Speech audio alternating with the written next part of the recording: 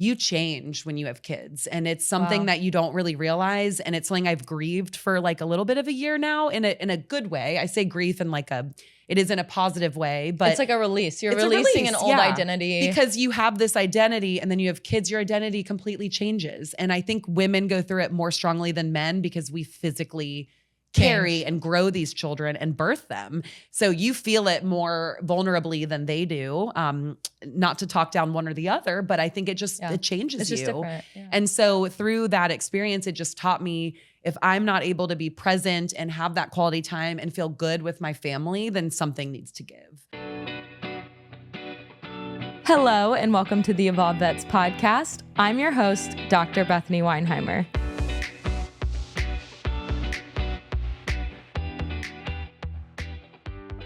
Hello, and welcome to the Evolved Vets podcast. I'm your host, Dr. Bethany Weinheimer, and today I'm here with Dr. Ashley Gray. Ashley, thank you so much for being on the podcast. I think we met about 5 years ago. Yeah. You were training as an MD for Veg, and you came to my hospital in Veg, Katy, Texas, where we just like immediately clicked. I've always loved your energy. You have such a good support for mentoring and rising up other women in our profession. And you have this beautiful spirit of excitement and energy that you bring to the room, and you have this beautiful smile. And I love and admire you as a friend and as a mentor. And so I always appreciate you being so open and helping me on my Evolved Vets path journey. I have tears. But it's just so fun to have you on the platform, and hopefully we can share a little bit more about your story to help others who are in vet med and along their journey as a woman here too. Absolutely. So can you tell us a little bit about yourself and your journey as a veterinarian? That was so sweet. Oh, you're so welcome. I'm so excited to be with you. I was just, the minute I knew you were going to be within driving distance, I made it happen. Thank you for being here. You are right. It's been, I guess, thinking back, it was probably like 2021 when we met. Yeah. Because I did do the crazy whole pregnant move. I want to hear more about that. We can talk about that for a new job. But, for those who don't know, I'm Ashley Gray. Current present time, I am a part-time stay-at-home mom of a 2 and a 5-year-old. Happily married to my French husband. Ooh. So we're actually on an exciting journey in 3 weeks to take our youngest to France for the first time to meet her uncle and cousins and just part of the family she hasn't met. So that's fun stuff coming up. I love that. Yeah. I want to hear the team, and all of our listeners would probably love to hear more. How did y'all meet? Yeah. So we met in vet school. I was almost like about to give up on men, honestly, at this point. I was in my last year. I've been there. You're focused on school. And I was like, you know what? I've met a lot of duds along the way, and I just need to get ready for 4th year, game on. And like right when you say that, someone falls in your lap, and we met at a college bar. Like I've never have expected it. This was pre-Tinder and pre all the dating apps. This was just, hey, we met at a bar and started dating, and 90-day fiance visa. We were married a year later, and now we're just celebrated 12 years. Wow, 12 years. Congratulations. Thank you. That's so exciting. So as you transition throughout vet med, like what has your journey been there? Have you always done ER, GP, relief? Tell us a little bit about that. So I was that like classic new grad that was excited but scared and just completely like, am I even ready? Am I going to be exposed tomorrow? Like I don't deserve this degree. Yeah. I just couldn't really click the medical to the application. That was really hard for me. So I did an internship for a year, and I wasn't sure if I wanted to specialize. Through that internship, I was like, yeah, I'm ready to just rock out. Like I'm ready to get a job. Yeah. You're like, I know enough. The salary times 4 more years. And I just didn't find something I was overly passionate about. Yeah. So I have been general practice, ER, urgent care, and kind of just a little bit of everything. And I love it. I like being a jack of all trades, and, truly like we'll fast forward to kind of the more recent times, but through all of my experiences, just looking back 12 years of being a vet, I feel like my favorite part of vet med is the connection to the pet parent and the pet. And I really miss that. Like that was actually one of my favorite parts of general practice, is getting to know these families and like being there for them through everything. Yeah. And I miss that a ton. And that's something that gives me the most FOMO, being a part-time mommy now. But I am so grateful for where I am, because sometimes your seasons call for these breaks. And you brought up a fun story. We can kind of talk about a little bit of let's do it. when job 3, some of us have kind of bounced a little bit. I stayed pretty steady in the first job, took on a second for a year, and then found Veg and really loved what they stand for. Wanted to help them put this amazing mission into action and bring it to the Carolinas. And so when I interviewed, I didn't know I was pregnant yet. We were trying, but it had been like 9 months. Nothing happened. A lot of ladies know how that goes. You think in high school you get pregnant tomorrow, and then the minute you try, it's a journey. And so I was like, well, let's just rock on. And so I took this job, and right around the time of the interviews, found out I was newly pregnant. Wow. And the job basically meant that we would need to uproot our family of pets, adult, or my husband, and then the baby inside me, pregnant me, and move basically from North Carolina to New York. Wow. So and what was that big. experience like? It was exhausting. I was laughing at our earlier convo about pregnancy, and it does, how you act impact potentially your child. I thought that was an interesting question. And I'm like, well, I was chaotic that year. And do you think Claire's chaotic at all? No, she seems like the most calm and she's like so peaceful child that I've ever She definitely met. has that nature to her. I didn't give it to her.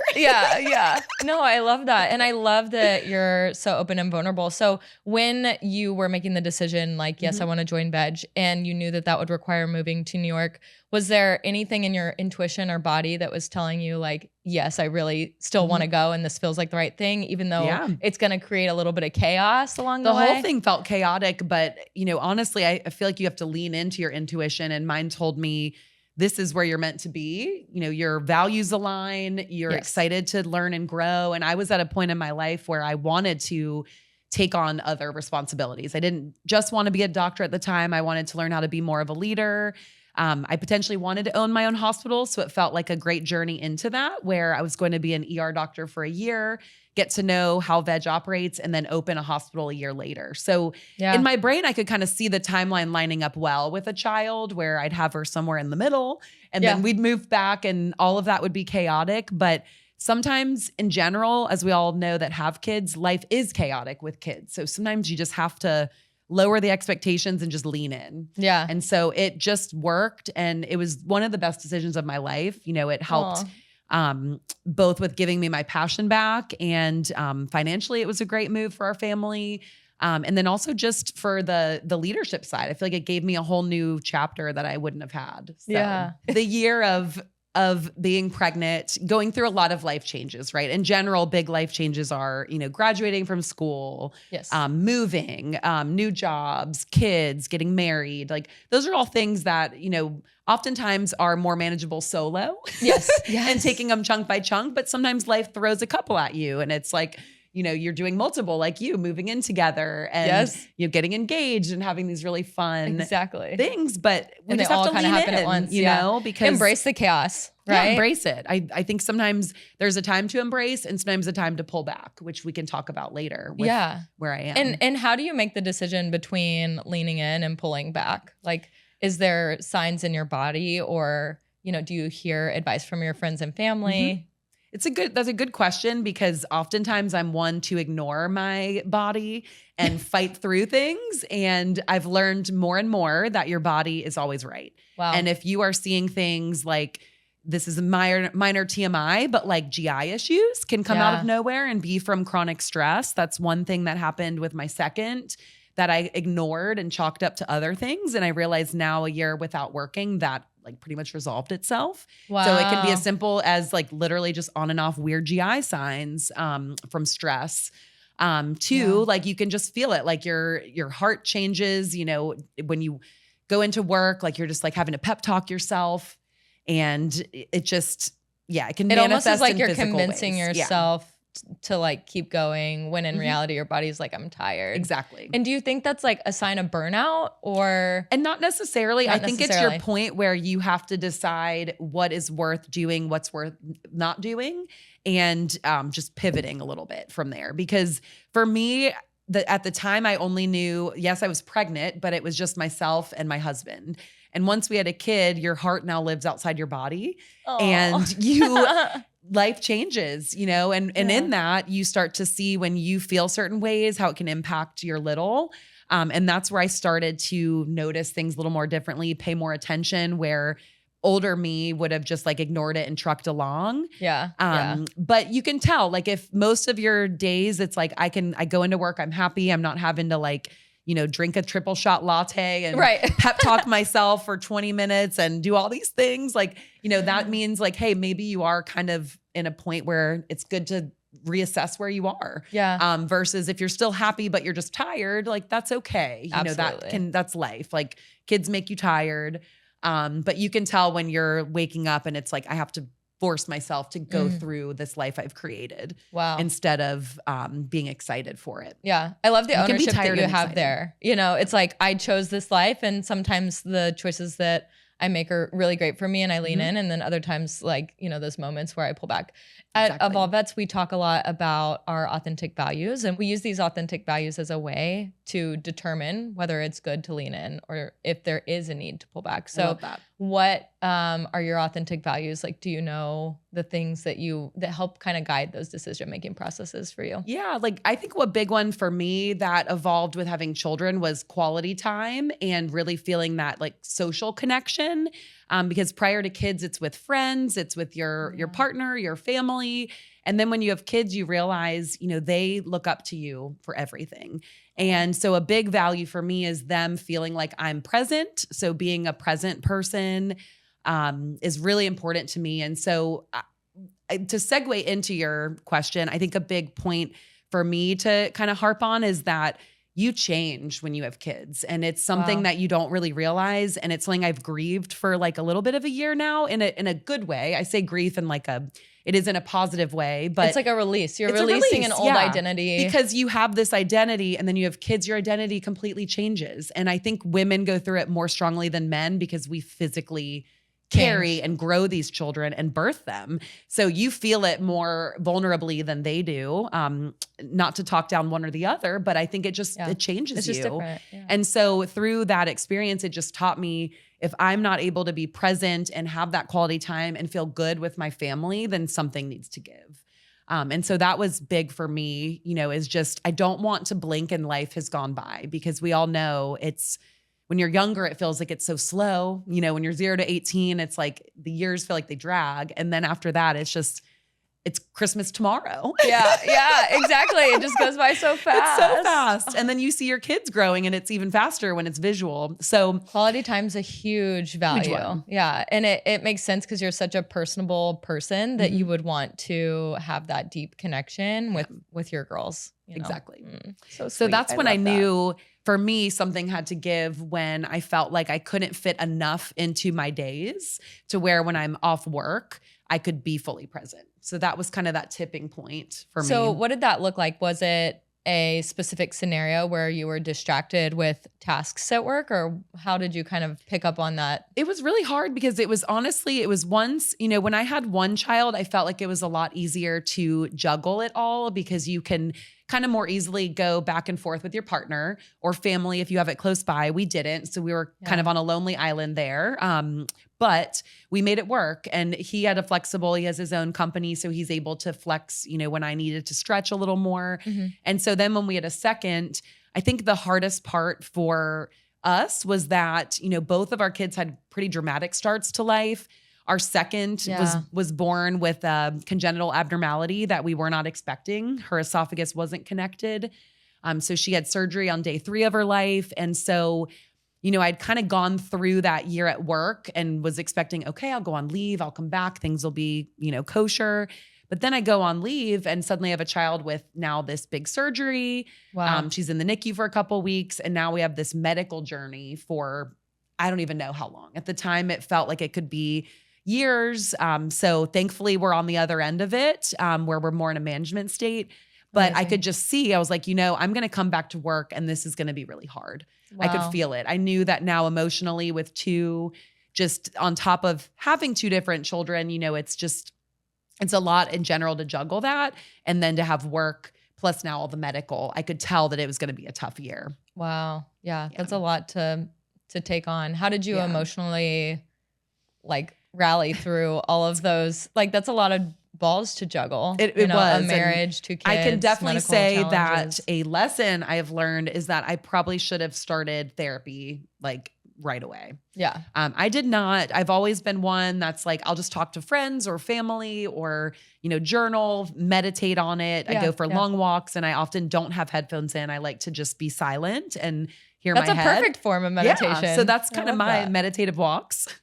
But those were great, but I do realize now that a year's gone by, since all that medical chaos, that I needed someone licensed who could talk to me through it. So I feel that when you feel like things are getting overwhelming, having an outside person can really be helpful. Yeah. And it can be sometimes just marriage. I've quite a few, people I know that just juggling it all, it's big, and it changes your relationship with people. And so being able to talk through things, whether it's about your partner, medical things, work, is just so helpful. So that was something I would say that I could have done better at, that I didn't do until later.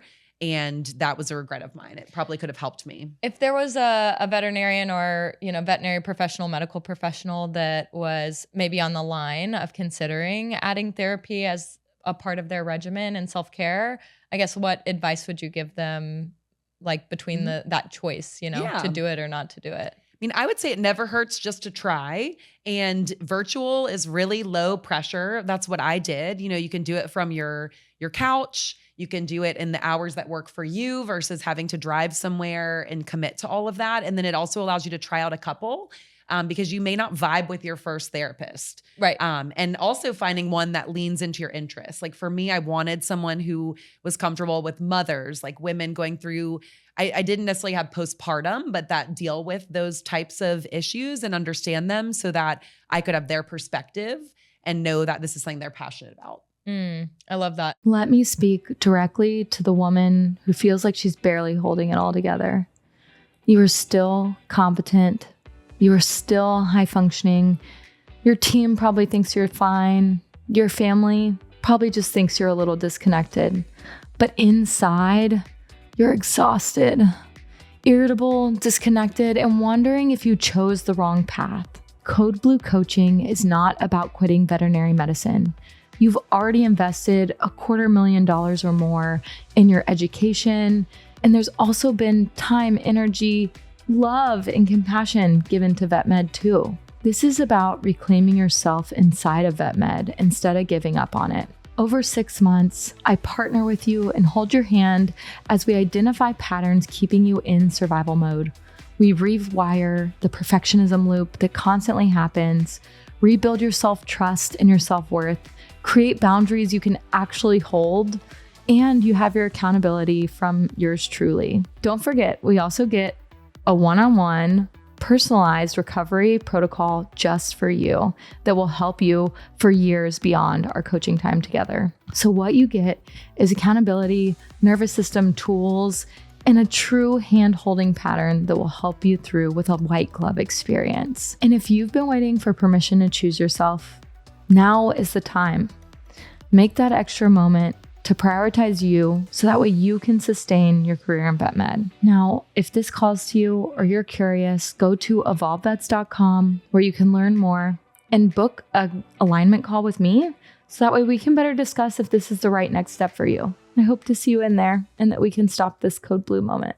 So did it take you a while to find the right therapist? I actually found someone right away. I love that's that. very fitting with me. Yeah, I'm one that I tried on people. 6 wedding dresses and I found the one.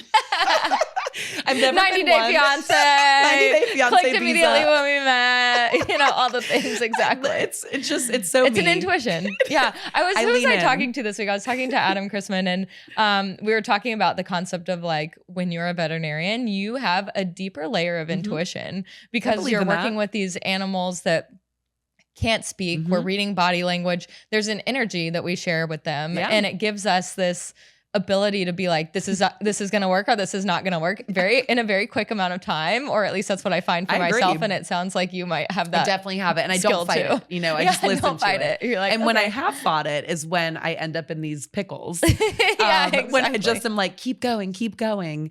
And honestly, that was the best thing that's happened to me it sucks that it took leaving full-time work to really process it all. I think that if I'd set up better frameworks like therapy early, working out more, like I just totally ignored myself, which is very common for women. We're caretakers. We want to be, there for our family. And so we take the back burner. And so just between it all, I let myself go in that year. And in that process, I started to not recognize myself, literally a year ago, last month. So it took a year ago last month, you chose when to I moved resign. to just stay at home mom for like 6 months. So you went from running a very busy emergency room hospital to two toddlers. What was that transition like? A 1-year-old is now your boss. It was an identity crisis, like to be quite frank. I mean, it wasn't an easy decision. But my daughter had 2 cases of aspiration pneumonia. And she had a fever one weekend of 106. We were in the ER and I was just like a puddle. I was like, I can't do this anymore. Like I feel like I'm not giving enough to my team, and what they need. And I'm not doing enough for my family. I just felt like so pulled thin. And I'm like, this isn't how it's supposed to be. Like having kids is supposed to be an exciting life moment. And you never know what you're dealt, whether it's a fully healthy child or if you're in my boat with a child with medical needs, that's hard. And I think that we need to remember and honor that you're not supposed to do it alone. And you don't have to carry everything at once. Like maybe you can pull back just 10 hours, like take one shift away. I do feel if I had been working as a veterinarian, I could have more easily handled a swing to part-time. But I felt like it just had to be a hard cut. I'm not going to take on another job. I'm just going to let myself simmer, process what happened. And so the identity crisis came in, spending your whole life trying to be a vet, getting it. And then now I feel like I'm letting animals down. There's, in your head, you're like, there's a vet shortage, and I'm just like contributing to that. And am I going to forget everything? And then I just was like, you know what? I'm grateful I have a job where I could come back tomorrow and find a job. You could, but my kids cannot come back and find another mom. Like I'm always going to be their mom. I birthed them and I'm here for them. And I want them to have like the full me and not the me that's like pulling from an empty cup all the time. Wow. And so it unfortunately took like being out of work to process that. And then being also grateful that I can do that because I know not everyone is able to, with loans or if you're a single parent, you are a freaking superhero. Shout out to all the single parents out there. Seriously. But maybe there are ways, where instead it's more like asking for help more.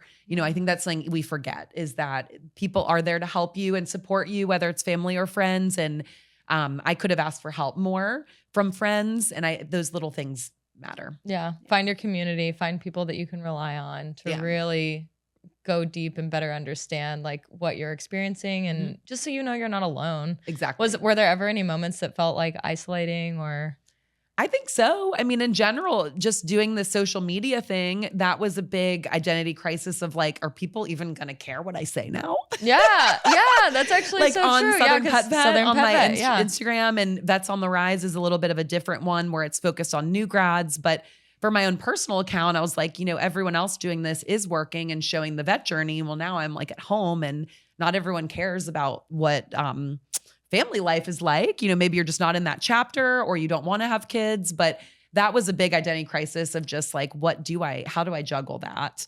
Yeah. And what do you focus on now on the platform? Like, how do you? In general, I like the general practice brain in me has come out where I have liked reminding, just bringing out things that remind pet parents and veterinarians to share ways to just raise education. So like around vaccinations, all the preventative care, that's always been big to me because there's nothing worse in the ER than having these preventative care cases, parvo, pyometras, and having to euthanize them. I mean, that was one of my first tough cases as a new grad was a 9-week-old parvo puppy that was shocky lateral, I mean, pretty much close to death, unfortunately. And it's this family of 4 around this dog. They got it for their kids. And I have this 5 and 7-year-old crying over their brand new puppy. And we euthanized it. And that's just like heartbreaking. And I remember being like, this has got to get better, right? Yeah. Like, how do we do it? And so that's been one anchor, is just something I can do is create shareables that can bring education out to the world. And then the other side is just trying to find the motherhood balance of sharing the mental health side, the having NICU children, and just how important it is to advocate. So as vets, we shouldn't be afraid if our pet parents and clients are advocating for their pets. That's their job. I love it when they do that. Yeah. Actually, I'm like, oh yeah, the machine is beeping. Let's check on that. Exactly. Or, like, oh, you noticed the breathing changed, or, because we're at only veg, they get to human. stay with their pet the whole time. So they have more awareness to their pet than we do. We met them, Exactly. 6 hours ago, and they've been with whole life. Yeah. And so it's the same with kids, you know, like they are scared. They don't know how to communicate. And so as a mom, I learned how to advocate for them. And so that's really changed my brain to pets, where you're like, you know what, like that is so important. And we need to keep growing that and allowing that trust to build between pet parents and the veterinary community. So I try to bring that bridge together, keep it positive. And then of course, just the motherhood stuff, sharing what I can, because I want moms to know, if finances and time and schedules allow, taking a pause or even pivoting to something else within vet med may be just what you need to kind of get through this chapter. Because I would say 0 to 5 is one of the toughest big juggles, just because like your sleep is affected. They are, I mean, man, have I realized what a reactive human I am. And then you have these little toddlers tantruming around you and you're like, I am a toddler. I'm an adult toddler. What's happening? Oh my I need to gosh. regulate my nervous system. My inner child's so sad. I know. And so it's like so humanizing too, to have kids, where it really gives you this like self-reflection of like, oh my gosh, I got to work on this. So, we were talking about like things we've been listening to, like there's this one, shout out to the Calm Parenting podcast. Yes. I love his style, and he does a lot of podcasts just on like the parents, because we're the ones breaking the generational quote unquote trauma, and trying to change how we parent. And it's been very interesting to listen to, because I'm like, wow, like this is, I need this, because it's going to help me then teach my kids these skills at a younger age. Yeah, absolutely. I mean, that's a lot of the meditation work that we do inside the membership, is like understanding how your inner child is reacting, and then identifying limiting beliefs. Like maybe it's, I'm not loved, or I'm not smart enough, or I'm not seen or heard. And then transitioning those to like more enlightened beliefs, like, no, I am worthy, and I'm going to be a great mom. And this is how I show up for my kids in this season. And kind of that guilt that might come with that transition from being full-time practice and, a hospital run like owner to, an at-home mom, like that guilt that comes with that. I'm sure there's like a journey of saying like, hey, I'm still a worthy and smart, amazing veterinarian. And like, that's the evolved belief that I want to hold on to. And that's the one that I want to live out. And we can kind of use our neuroplasticity to change our brain from focusing on the limiting belief to like the thing that we actually can be good at, right? Like Dr. Joe Dispenza always talks about, like, you can't believe every stupid thing your brain thinks, because your brain is gonna come up with all these random thoughts. But it's our job to like tailor or pivot when we have those small thoughts to things that are actually going to make it better. Like, I am smart, I'm empowered, I'm a great mom. And like, this is the life I'm going to bring to my kids because I'm making this choice and this decision. Exactly. So I'm so curious, like we talked about the journey. So I'm curious, like you're a year into like stay-at-home momming during this phase of your life. And what has that been like? Like, how does it feel? What's your energy? Like, what has changed for you? Like taking this quick pause. Question. So I did so it's been about a year. So the first 6 months was full-time. So in transparency, we have at the time a year ago, a 4-year-old and a 1-year-old. It was really good to pull our 1-year-old out. She was getting a lot of illness from full-time daycare. And with her having a collapsing trachea and these different changes, it just wasn't going well for her. So honestly, being able to pull her out of school and control her environment, that in itself helped me mentally, just to feel like, okay, I can breathe a little bit. Safe. Like, she's safe. She's I want to get her a little bit bigger, hardier, focus on her. And so to be honest, the first 3 to 6 months was a lot of just like leaning in to like just being a mom, getting her situated, getting her through her medical stuff.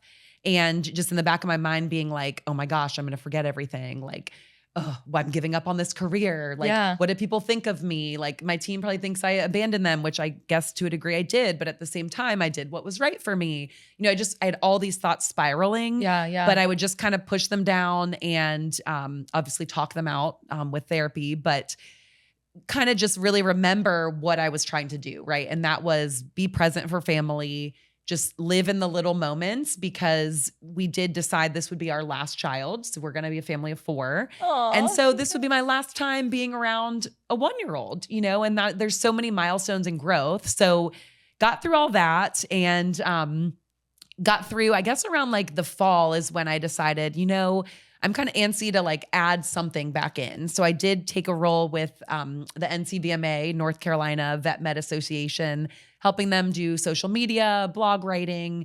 Writing is my passion. So I was able to kind of bring in a creative side a little bit. And I felt like that was a good balance where I can work a little, be present.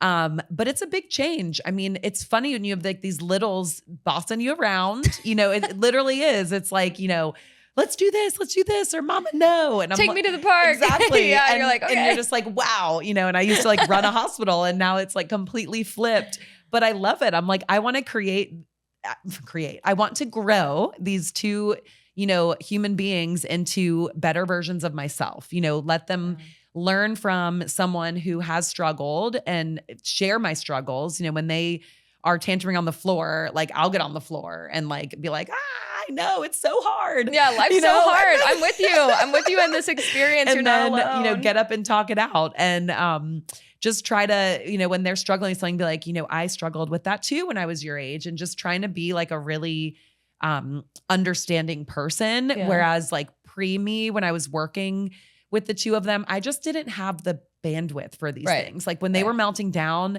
the first thing I would do is just like yell or like react. Like I should have just taken a breath, paused, or walked away or tagged my partner in.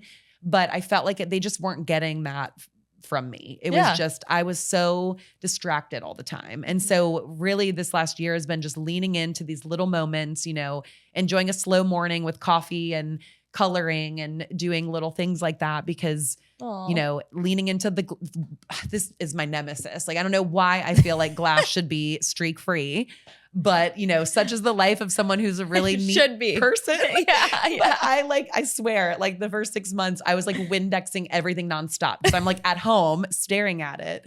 And I'm like, you know, these little fingers aren't going away. And in 18 years, I'm going to miss these little fingers on the glass. So it's like a cute little moment, but it's just something to keep you grounded, because when you're in this chaos, it can just feel so difficult or like, am I ever going to get out of it? But we will. And, you know, you're going to miss those things. So that is my biggest takeaway from this last year, is like to remember, like lower your expectations and just enjoy like the slower moments when you have them, whether it's like your day off, and get the help where you can. You know, when I was working full time, it was like, we need someone to help clean our house. Like we thankfully could afford that as well, you know, with 2 working parents. But then once I stopped working, I take it over, you know, but I'm not going to detail the house. I'm just going to clean one thing and enjoy the rest of the day with her and not let it stress me out. And that was the biggest thing I did, was lowering what I wanted. Lowering expectations. How do you do that? And how do you choose Easier what to lower your expectations on? I know I'm like, I need to take some notes. Thanks. I mean, for me, it was like, you know, I was that classic girl with like 10 to-dos on a list a day. And then I was just, you know, I'd get to number 7, which is like impressive. But for me, that's failure. I wasn't at number 10. And I remember my husband just being like, you don't have to do all this stuff, you know, like you don't. And I'm like, why do I put this pressure? And I think it's just the classic type A overachieving personality when you work so hard, like trying to let go of that like, hey, you've accomplished some mountains. Like you don't have to accomplish a mountain every year or every month. And so that then segues into your to-do list of like, maybe today is literally just laundry and having a good day with your daughter. You know, it's just one thing. Or it's like, you know, I lean into cooking now. Cooking was so stressful for me. Like for some, it's your stress reliever. For me, it's like You're like so stressed. You know, like, I gotta I'm make sure I'm everything's timed. the timing, you know, and now it's become that thing where it's like, okay, I want to learn how to cook. I want it to be fun. That's what it's supposed to be. Yeah. It's supposed to be like cooking for Pulling your loved ones, ingredients enjoying and experimenting. creating something special. So that's been a passion that's come out of the year, is trying to lean into, you know, something as simple as cooking. I love it. That's and doing it with my daughters. Yeah. Oh, that's so y'all cook meals together now. We do. Yeah. They're like the pourers and the stirrers, but I let them whisk, you know, like lowering expectations. Like old me, like 2 years ago, would have been freaking out about the whisk and the, you know, flour all over the table. Now me is just like, whatever, and just sweep it in the sink, you know, but it's just funny how it's something so little, but you just have to tell yourself it doesn't matter. It doesn't matter. It's a little thing. Like we were talking am I going to die on this hill today? Like, no. Yeah. Is this a hill I'm willing to die on? Yeah. If you love this podcast, you find yourself nodding along, thinking, this is exactly how I feel at work, and sometimes even outside of work, then I want to invite you to something even bigger.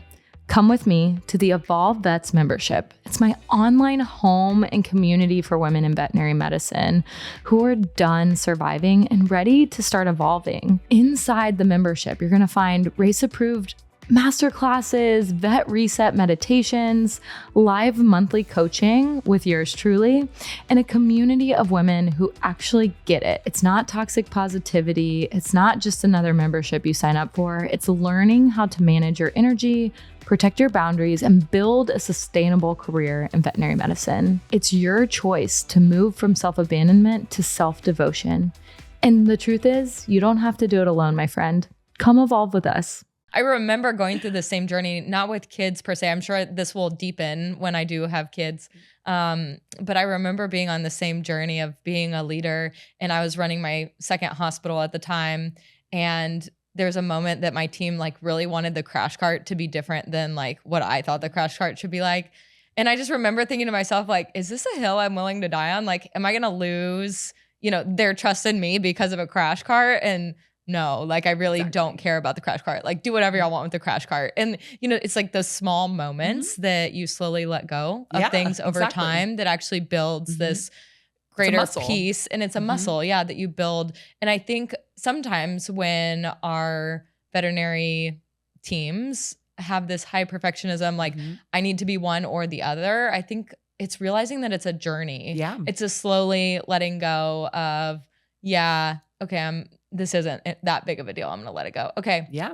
I'm going to delegate the schedule to somebody who's really passionate, wants to be a leader one day. Okay. I'm going to let that go. And, you know, slowly over time, it gets to a place where you're elevating your leadership, you're increasing your skills of delegation. Yeah. And then you're also getting to this place where you can completely, level the people up around you by empowering them. And so it's a beautiful place. Do you think I love that. With your kids, like you've been able to like find ways of empowering them too? It sounds like they're taking on more like cooking responsibilities. Yeah, exactly. Because that, I want to get back to your other point too, because that was a really good one. Yeah. I can jump off. Yeah, but please. I agree with our kids, you know, one of the, or I should say two of the things I've really worked on is talking to them like they're an adult, like, but kind of thinking through your vet knowledge, right? We learn all this medical jargon and it's like, how do you bring it down to where someone can understand? Oh, I love Similar that. with our kids is that, you know, we want them to eventually obviously talk like us and like a grown up. So treat them like that, you know, talk to them like that. And I think sometimes we don't do that. And I feel like that piece has been really helpful to our daughters is just, we have these open conversations, talk about things. They have the French and the English, which is cool. Yes. But cool. You know, it's just, that helps them grow and, helps their communication, their just everything. And then on top of that, responsibilities. You know, they want to do these things. They want to learn, and we're stunting them when we don't allow them to. And sometimes it's just out of our own, like, okay, this is going to be a little harder if they do it. It's slower. It's going to take longer. Yeah. That's just been the big thing I've leaned into is like everything takes longer. I'm always late now. Yeah. So if you know your moms out there, just know they're not late on purpose. It's just, you know, little. They probably needed, they probably need a little extra time. Something fun came up. Yeah, I'm sure. Yeah.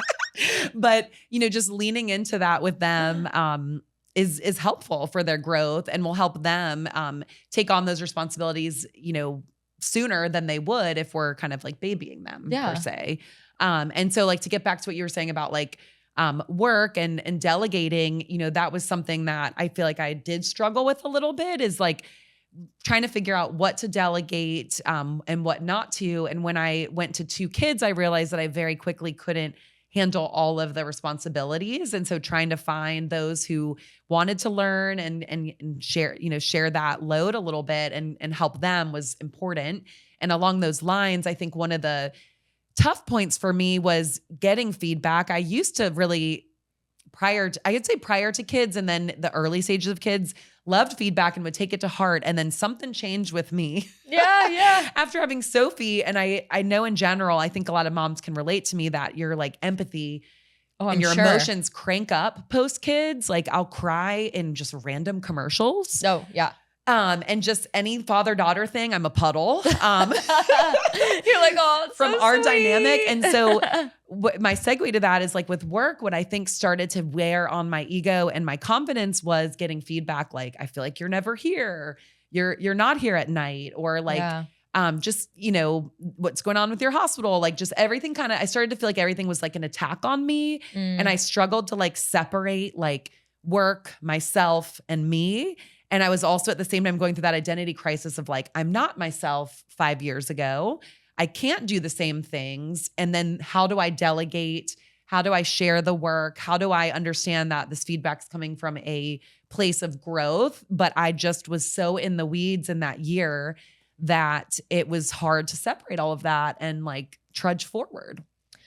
Do you think that the reason feedback can be so challenging sometimes is because, similar to the way we as vets see ourselves as a veterinarian, it's like pretty much who we are, that our self-worth is like so tied to performing well at this title. Yeah. Agreed. That's what I see a lot in the women that I coach, is like this concept of my worth is dependent on feedback. So if I'm not getting good feedback, that means I'm not worthy. Exactly. Or I'm not a good vet, or I'm not a good owner. You nailed it. Because I got kind of hit a little bit. It would have been like just under 6 months back. And it just was like this review where I was like, man, like some of it kind of hurt, and I realize now, like it was just, I was too hard on myself too, I'd say. And then also it's just, people can easily write something down that they maybe wouldn't say a week later or to your face or whatever. And it doesn't invalidate what they say. It doesn't invalidate you taking the feedback. But I think it's important to remember this is one static point in time. Yep. This person felt that in that moment, wrote it down,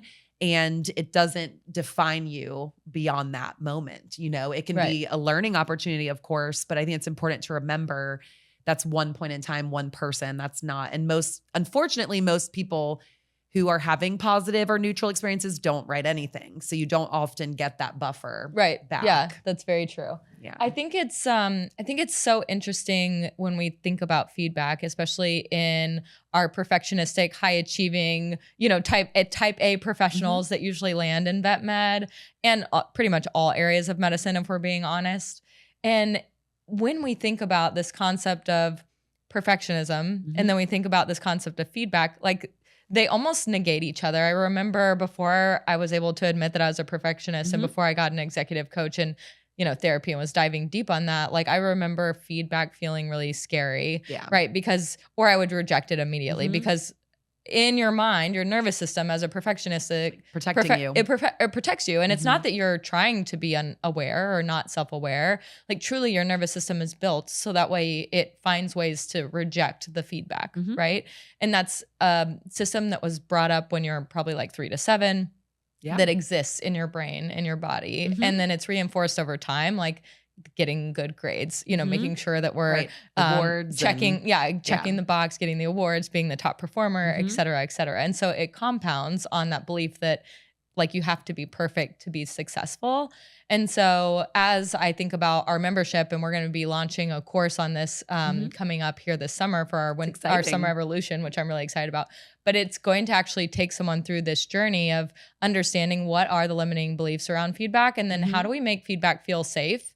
And then giving real tactical ways of implementing different models. So that way, when you show up to give feedback, you can show up confident. The other part I see in women that I coach is when you're giving that feedback, you want to be liked so badly that maybe we don't say it clearly, or we don't relay the message in the way that we should, or we try and dance around it so that way we're being nice, but then it never really lands to the person who's a perfectionist and maybe missing that self-awareness, right? So it's like an automatic rejection. And from the other side of giving the feedback, it's not being super clear. Yeah. So it's kind of this dance of like, are we ever making real true progress on the path forward? Because it's kind of this imbalance. And so the meditations that we've built out, or I've built out, are really structured around this idea of like, can we make it safe in your nervous system to give and receive feedback? And how can we do that in a way that makes you feel a little bit more confident and disassociate your identity from the feedback itself? I love that. I love your point. Like, this is just a moment in time and it doesn't have to define you. It's just a moment of interpretation from one person's perspective, and feedback is a gift. You can either take it, right? It's like the Christmas present that you get from grandma. And like, sometimes you're like, wow, I've always wanted this. This is so great. And then other times you're like, thank you so much. Like, you know, putting that in the Goodwill pile. Thanks, grandma. I love you so much. But like, you also get that choice to decide and to ask around. Like, if you get feedback about not being there at nighttime, like, you can ask all your other doctors, hey, is this something that you're seeing? Is this something I need to work on? What times work for you? You know, and really getting curious about it instead of that immediate rejection that usually comes with our perfectionistic type A style that we typically see in medicine. And so I think it's cool that you're so open and vulnerable and, you know, share stories around this, because feedback is one of the hardest parts of being a leader. I mean, it was probably the part I struggle with the most, actually. If I could reflect back on like that time of 3 years, that was the hardest, because on top of that, you have different personalities. So you have to navigate that, how you give it. When I think that was the hardest part of a 24/7 business is like, I didn't always know, like, I kind of wanted to just like roll and keep things going and share things pretty efficiently. But sometimes someone's not there for like 2 weeks, you know, or they're like, they have one more shift and then they're out. And so you kind of always figure out what's that right time. Like, do I let too much time go by? Do I just like nip this in the bud and talk about it now? I just really struggled with that. And I had some wins and I had a lot of fails, unfortunately. And like I learned through the fails and it helped me find ways forward with, you know, specific people, but it's tough. So it's definitely something that requires, in my opinion, extra work. Like what you're doing is great because, you know, I did read the books, I did do, you know, the training, but it's a continuous journey. It is. And reminding yourself, because you're going to get it too. And I should have backtracked myself and remembered, like, why am I getting this feedback? And then how do I take it objectively? Because I just was in such a tough headspace at the time. That totally makes sense. So if you were to give advice to like a young vet or woman in medicine who is curious around making herself better at giving and receiving feedback, like, what advice, after all the years of experience as a leader that you've had, you know, what would that advice be? I think the big thing is, and I segued into it with my, you know, experience, was you can't treat everyone the same. And so you really do need to spend the time getting to know your people and taking notes on that and asking them, you know, I think it's as simple as like, how do you like feedback? And I have feedback for you. How and when can I give it to you? You know, opening it up, and trying to also make it not intimidating. Be like, hey, look, this is just us talking. I want to support you, but I want to do it on your terms. I think it's really important to try to do things on your people's terms. And with their framework. And also remembering that things can change year to year. So keep bringing it up. I think that was something I could have done a better job at, was, you know, coming back from leave. It had been 6 months, resetting with everyone and just remembering like, hey, let's see where they are, what they want, where things are. And that could have really helped make some more stronger relationships after that. But that was probably my biggest fail, was just not continuing the check-in on it, because you feel like, hey, we're in a rhythm. But just like I learned, having kids changed me. And so things can change in people's lives that change how they want things. Maybe they want stronger boundaries. So they want to truly be off when they're off.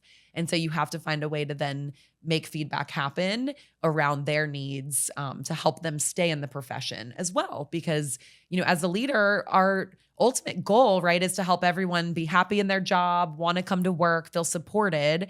And so you want to keep growing that. And how do we help foster that really long-term sustainable career for people in medicine and on our teams. Yeah, I completely agree. So really, I guess it's a check-in on boundaries for Yeah. people and also, how they want feedback as a group. I remember there was a time where I was leading a team, and during a one-on-one, I had done a simple check-in like that. And one of the doctors was like, I just really do you think it'd be okay if I could have Tuesdays off so I could do like a volleyball team? And it's like, of course, Tuesdays are slow anyway. Of course, I'd love to give you Tuesday.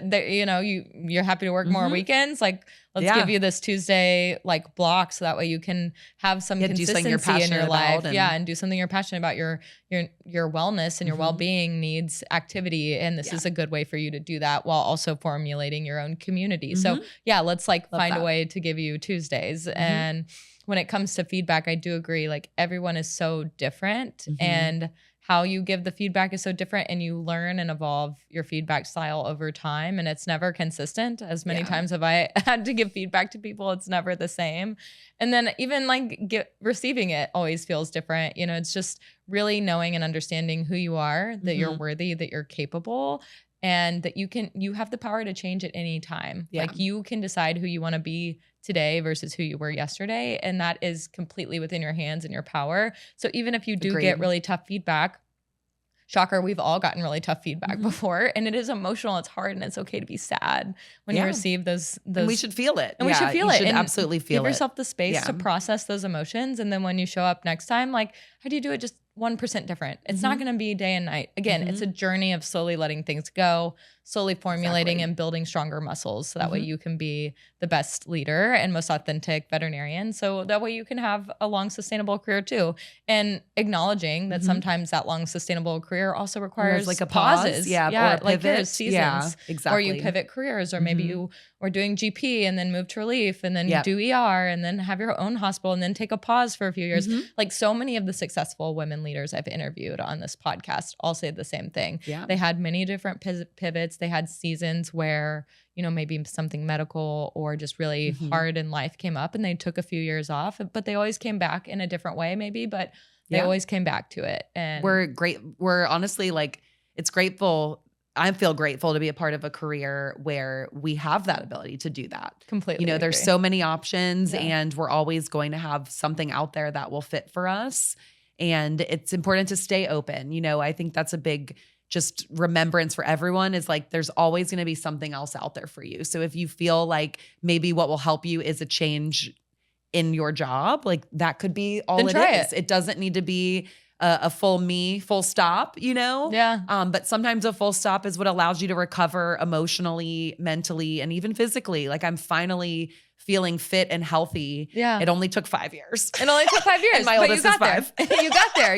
But I got there, and I feel like my spark is back. I lost my spark for a little while. Yeah. I did. Yeah. But it's back now, and you're shining bright. Yeah. So if you had advice that you could give to maybe young female aspiring to be a leader, interested in leadership, or just loving being a veterinarian and recognizing their role as a leader, as a vet, what advice would you give to them? I feel like the best advice is to ask for more. If you're working in, let's say, GP, and you just kind of want to experience something else, ask for another responsibility, whether it is owning a project at work or training. If you love training, being in charge of all the, vet students who come through, ask for that extra responsibility, and, don't necessarily expect compensation or anything for it. Just you're doing this to kind of grow a passion, learn, and then see where that takes you. Because I think we forget sometimes, we focus so much on the medicine and the day-to-day grind that there are other aspects of this field that can keep us really